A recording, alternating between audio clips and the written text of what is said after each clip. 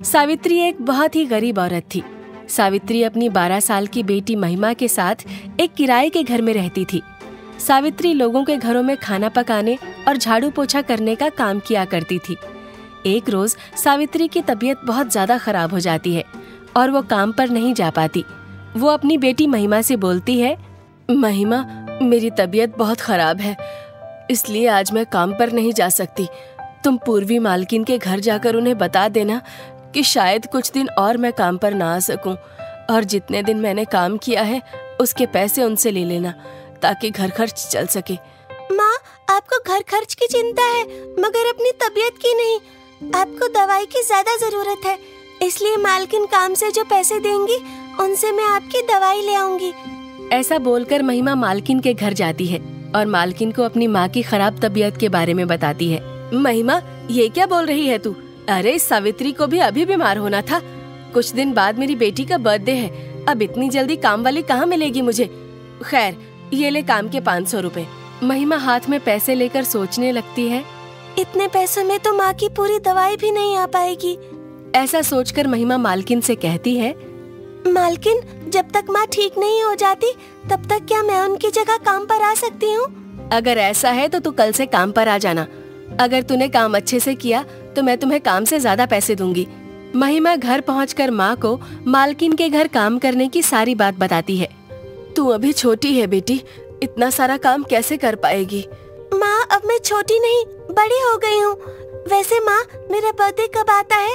आज तक आपने कभी मेरा जन्मदिन नहीं मनाया है और न ही कभी मेरे लिए केक लाया है। तेरा जन्मदिन भी आने ही वाला है और इस बार मैं अपनी बेटी का जन्मदिन जरूर मनाऊंगी, बस मैं जल्दी से ठीक हो जाऊं। अगले ही दिन से महिमा पूर्वी मालकिन के घर काम करने पहुंच जाती है।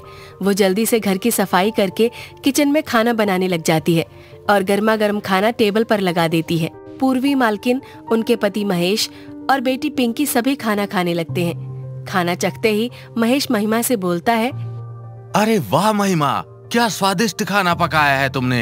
एक हमारी पिंकी है जो कि तुम्हारी ही उम्र की है, इसे तो मैगी तक बनाना नहीं आता है। पिंकी गुस्से से उठकर वहाँ से चली जाती है। महेश आए दिन महिमा के काम की बहुत तारीफ किया करता, जिसे देखकर पिंकी को जरा भी अच्छा नहीं लगता था। महिमा, तुझे पता है ना कल मेरा बर्थडे है, इसलिए सारा काम अच्छे से होना चाहिए। किसी चीज की कमी हुई तो तेरी खैर नहीं, इसलिए कल जरा जल्दी काम पर आ जाना। उसी रात महिमा अपने घर अपनी माँ को पिंकी के बर्थडे की बात बताती है। कल तो तेरा भी बर्थडे है, इसलिए कल जल्दी घर आ जाना।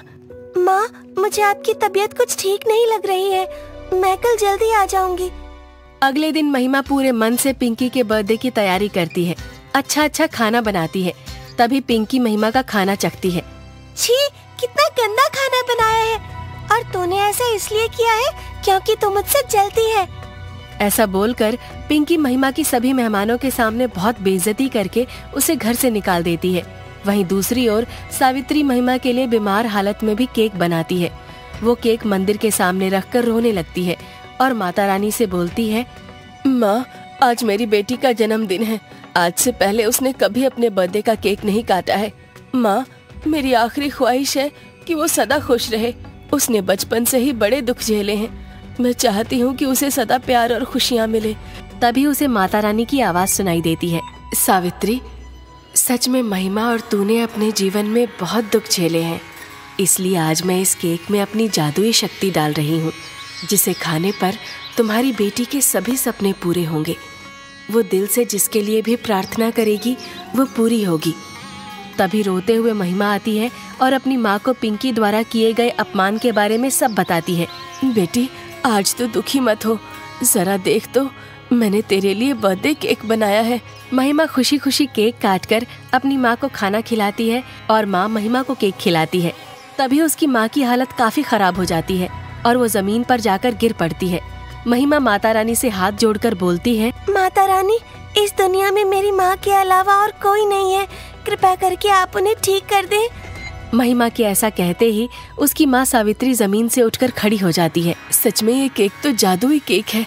फिर सावित्री महिमा को जादुई केक के बारे में सब बता देती है। कुछ ही देर में सावित्री के घर मालकिन, उनके पति महेश और पिंकी आते हैं।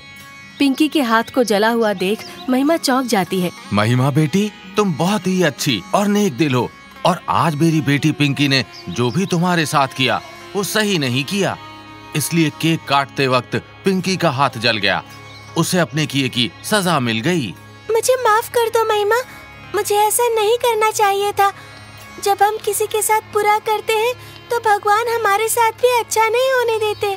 महिमा पिंकी को गले से लगाती है और उसे अपना बर्थडे केक खिलाकर उसके लिए दिल से दुआ करती है कि पिंकी का हाथ ठीक हो जाए।